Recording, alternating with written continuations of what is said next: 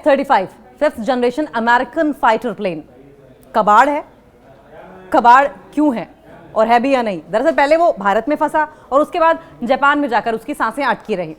देखिए, अमेरिका इसे स्टार मानता है। अमेरिका इसी के दम पर न जाने कितनी कंट्रीज को गीदड़ भपकी देता है। अमेरिकी सितारे पर कैसे भरोसा करे भारत?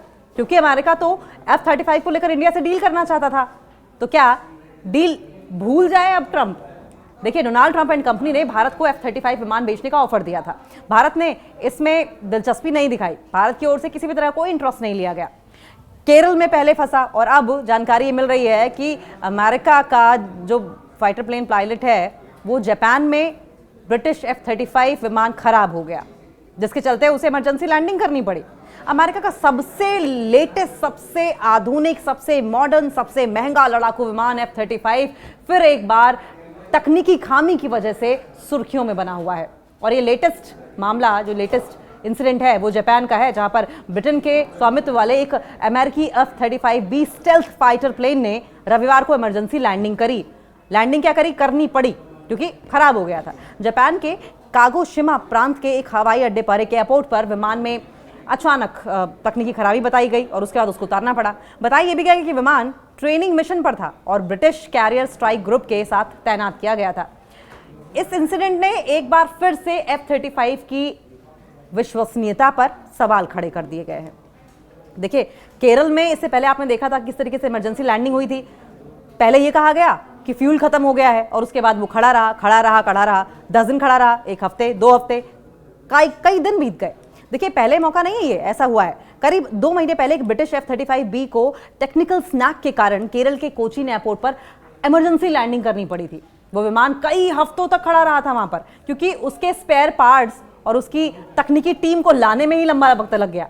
तब भी इंटरनेशनल मीडिया में F-35 की तकनीकी जटिलताओं को लेकर और जो रखरखाव में, मेंटेनेंस में भारी खर्चा लगता है, भारी लागत आती है, इस पर भी चर्चा हुई थी।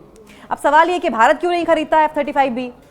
5th जनरेशन स्टेल्थ फाइटर है, फाइटर प्लेन है, इस पर अमेरिका फूलता है, तो भारत क्यों नहीं खरीदना चाहता? देखिए, अब जापान की घटना के बाद सवाल ये उठ रहे हैं कि जिस विमान को अमेरिका अपने स्टार प्रोडक्ट के रूप में पेश करता है, क्या वो सच में भरोसे के लायक है?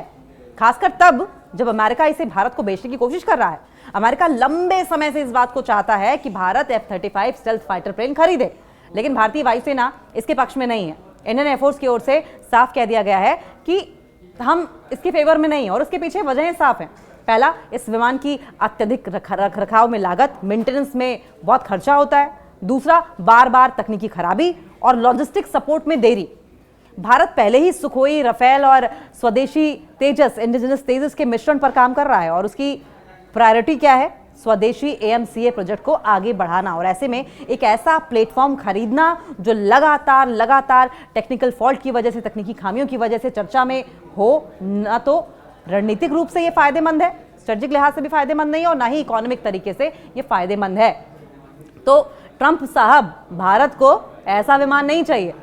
डोनाल्ड ट्रंप और जो बाइडेन की टीम ने भारत को कई बार इस विमान को बेचने का ऑफर दिया, लेकिन डिफेंस मिनिस्ट्री ने इसमें किसी भी तरह का कोई इंटरेस्ट नहीं दिखाया, कोई दिलचस्पी नहीं दिखाई। जापान और केरल की घटनाएं ये दिखाती है कि ये विमान भले ही कागजों पर स्टेल्थ डिजाइन, हाईटेक एवियोनिक्स और मल्टी रोल क्षमता के साथ शानदार हो, लेकिन जमीनी हकीकत में इसकी ऑपरेशनल उपलब्धता, विश्वसनीयता सवालों के घेरे में है।